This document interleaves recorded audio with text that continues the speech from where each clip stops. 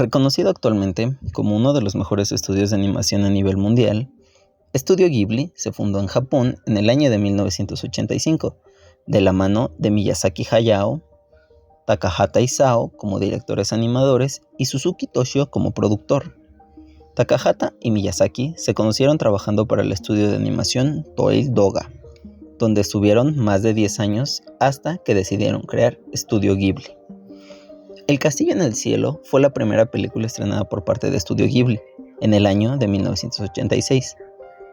Los filmes del estudio fueron distribuidos en Occidente gracias a Walt Disney, pero con la condición de que estos no fueran modificados de ninguna forma como previamente había ocurrido en los Estados Unidos. En 2003, El viaje de Chihiro se convirtió en la primera película no angloparlante en ganar el Oscar a Mejor Película Animada, además de ser la película más taquillera en la historia de Japón al tener una ganancia de $200 millones.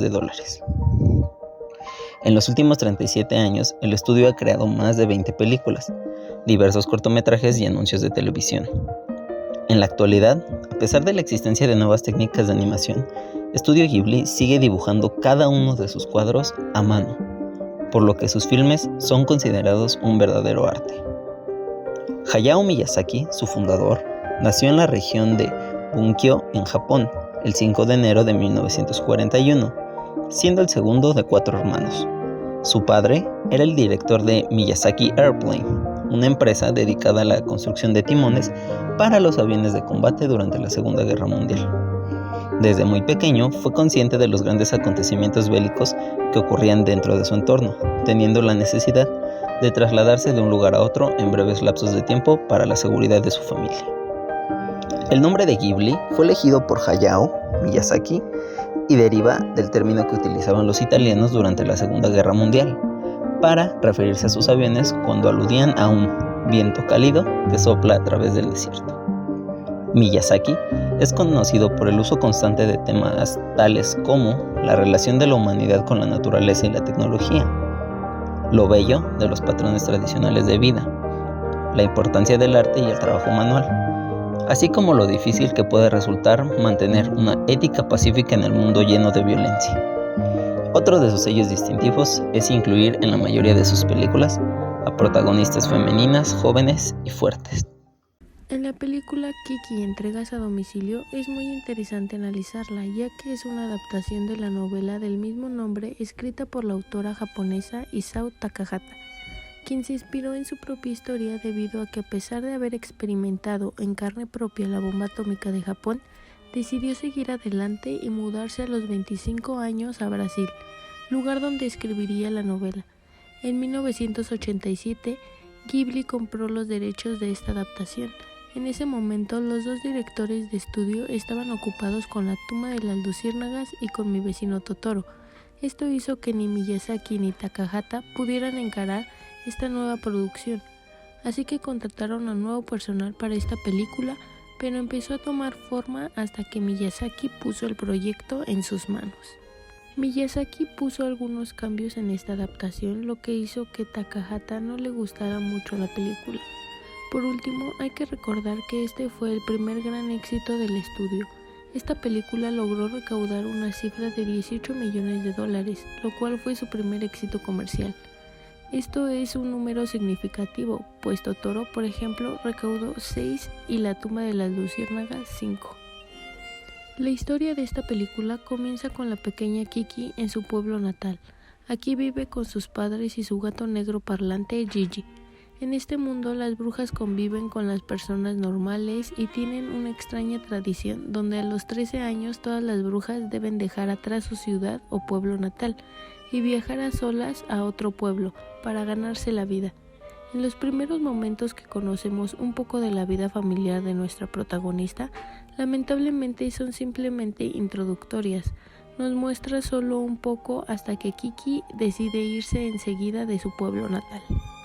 El viaje de la pequeña bruja siempre es en una escoba voladora. Ella no tiene del todo claro dónde quiere asentarse, pero sabe que tiene que dar con dos cosas. Primero, debe ser la única bruja en el pueblo y segundo, su deseo es que sea un pueblo cerca de la playa, Con esto en mente empieza su viaje hacia el sur hasta llegar a una pequeña ciudad costera. Al llegar a este lugar, para sorpresa de Kiki, las personas la ven como algo raro y no es bien recibida, incluso es perseguida por la policía al causar una serie de accidentes por usar su escoba en la calle. Es aquí donde aparece Tombo, un joven obsesionado con la aviación que admira a la pequeña bruja por su capacidad de volar. Tenemos que reconocer que Tombo nos resulta un poco pesado e incluso acosador por seguir tanto a Kiki. Al final, la relación que se forma entre ellos dos termina agradando. En este viaje por el pueblo, Kiki termina en una pequeña panadería. La dueña de este local es una señora llamada Ozono, quien se apiada de la pequeña bruja y su gato. Los deja vivir en un cuartito de su casa a cambio de que ella le ayude en la panadería. Es aquí que a Kiki se le ocurre su nuevo trabajo. A diferencia de otras brujas, ella solo es buena para volar, por lo que decide trabajar como delivery. Gracias a la ayuda de Ozono, empieza a conseguir algunos clientes y empezaremos a ver las primeras aventuras de la protagonista en este nuevo proyecto.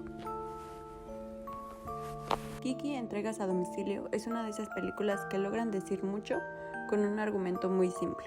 Lo más interesante de esto es que fuera de estas hipnosis, la película no va mucho más allá, pues así de simple es lo que ocurre durante las primeras 3/4 partes del film.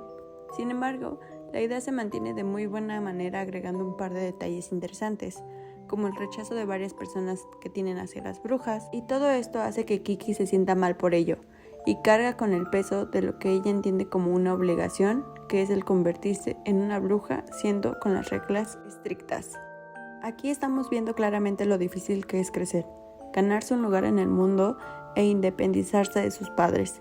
Si bien, obviamente esto es algo que nadie debería de realizar a los 13 años, creo que esta película funciona de maravilla por la ingenuidad y el avance de la madurez de la protagonista.